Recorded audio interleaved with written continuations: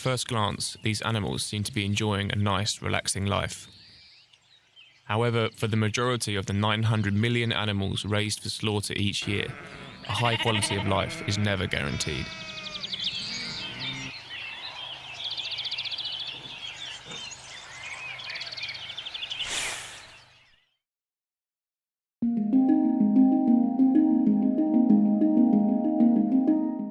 Across thousands of farms in the UK, millions of animals are kept in tight cages, limiting their natural growth in favour of fattening up the parts which are sold as meat. Being kept in these confined conditions causes the animals to act violently, with pigs often biting each other, leading to farmers grinding down their teeth without anaesthetics and cutting off their tails. Both of these procedures are legal under EU law. With more and more media outlets exposing the cruel treatment of farm animals in the UK, there has been a rise in veganism as social activism. Organisations such as PETA and Animal Equality encourage the public to adopt a vegan diet and to campaign others to do the same. However, veganism in the media has also been portrayed as negative, highlighting the aggressive tactics and argumentative nature of some of those who campaign for animal rights. As non-vegans, we decided to investigate veganism and to talk to the people who practice sustaining an animal-free diet, along with their motivations for doing so. The problem was, we didn't really know where to start. We chose to go to the Portsmouth Vegan Festival to see what we could find out.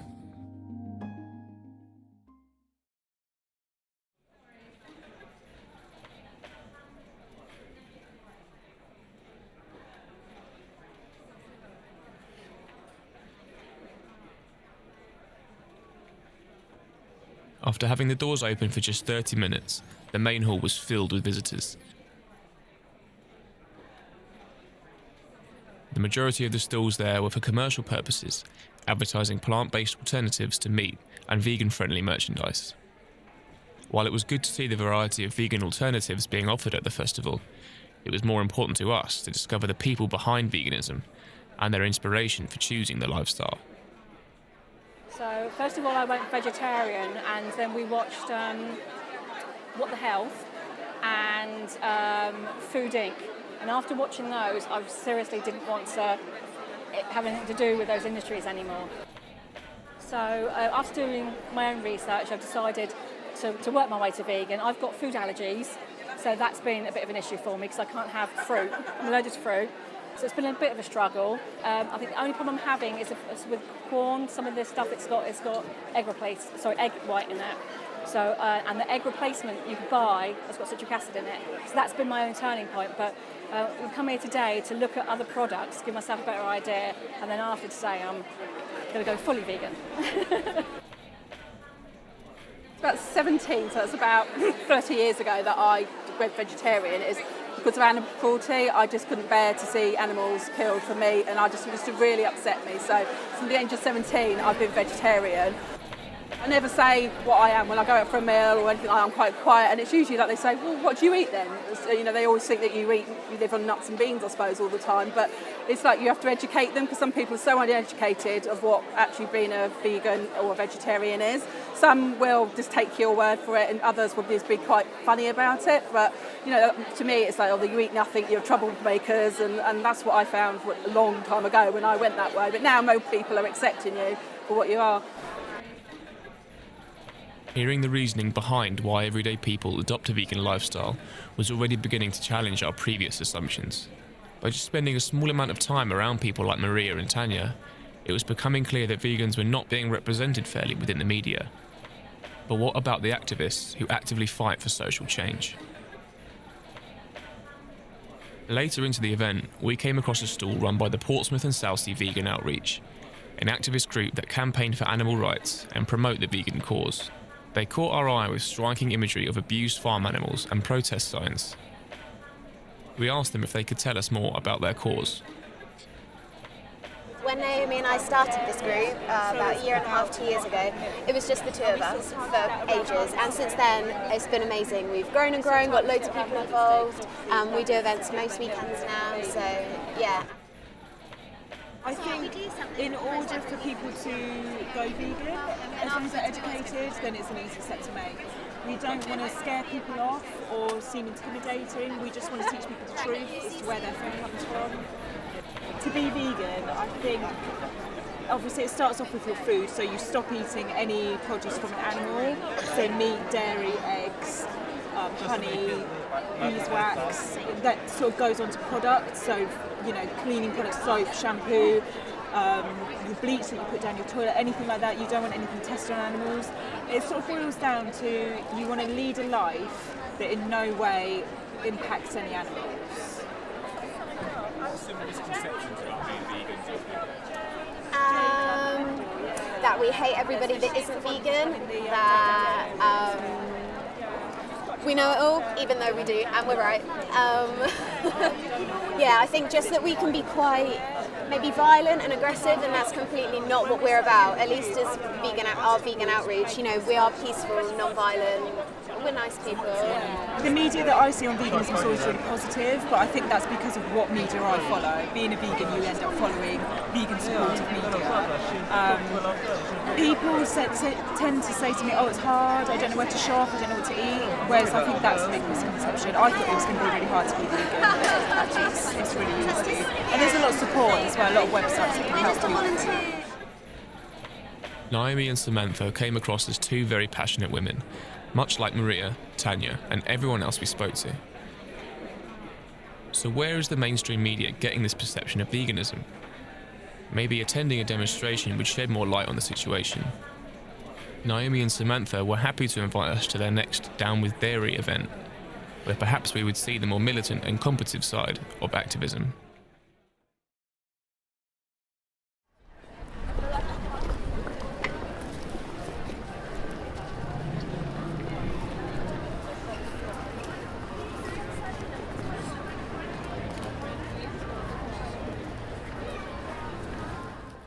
We arrived at midday, where we met Jade Kendall, who was organising the event. After setting up, Jade briefed her volunteers on the order of the day. She placed emphasis on being friendly and approachable, and the importance of not appearing aggressive to passers-by.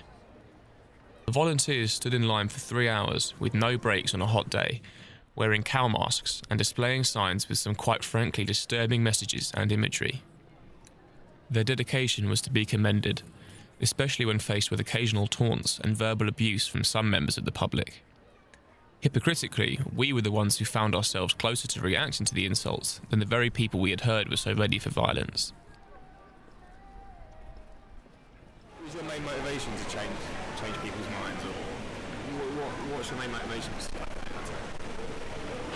Ideally, we would love people to just go vegan and obviously live a cruelty-free lifestyle, but we also understand that not everybody's going to do that overnight, so even if we're just planting a seed to raise that awareness, that's enough, because that's how it started for me. And a lot of people here, they saw things like this online and were horrified, and obviously we're all big animal lovers, so knowing that the truth and then that you were contributing it just changed things for us. So we're hoping that people who see this stop and take notice of the footage, even if they just read a sign that's in your head. The next time you walk into Burgundy, you've got it in your head that that beef comes from crippled dairy cows 9 times out of 10. With a successful afternoon coming to a close, we caught up with Samantha once again. You were speaking earlier about the sort of conflict and how you are essentially saying you are wrong. You're saying this is cruel what you're doing. So when someone does come back to you with a bit of conflict, how do you not enjoy it, but is that what you want? Is that what you're looking for? Or? Yeah, I think when you see someone really start to think about it, and it's easy to get defensive and get aggressive. That's kind of the first stage of change, acknowledging that something's wrong. I deal with it by always questioning them, bringing it back. So saying, if they say, oh, but it's the circle of life, saying, well, is it the circle of life? Is it natural to kill something like this? Is it right to take the life of somebody else? Feed it back, and then they reach the answers themselves.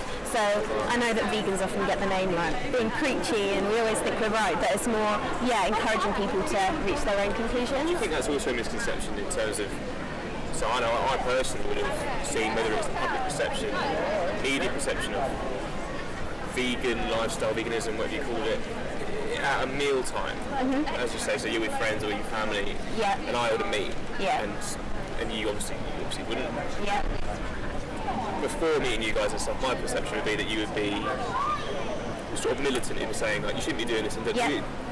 one, do you do that, and two, is that what you want to do? Is that I don't do that, but sometimes it's very hard not to, and that's where what you value more, your friendship or having that argument with somebody. But some of my friends, I will openly say, like, right around my house, I'm not having any meat products in my house. And so when they come over, we do eat vegan together. But yeah, it is really hard. Sometimes I just want to be like, you're paying for a dead animal on your plate right now, and I've just been protesting against that. I spend all my free time doing this. But everyone's on a journey. Hopefully the message will get through one day.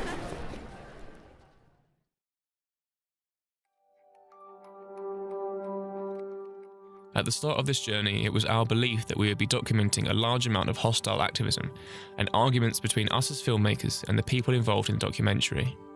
We, as non-vegans, have been led to believe this by the media, who portray the movement as violent by highlighting the vocal minority. Subsequently, this film has altered our perception of veganism and the activist movement. We have observed our own hypocrisy in simultaneously understanding the harm that animals endure, while still choosing to turn a blind eye and enjoy eating meat products. We have a newfound respect for vegans who abstain from consuming animal-based products and who fight for their welfare.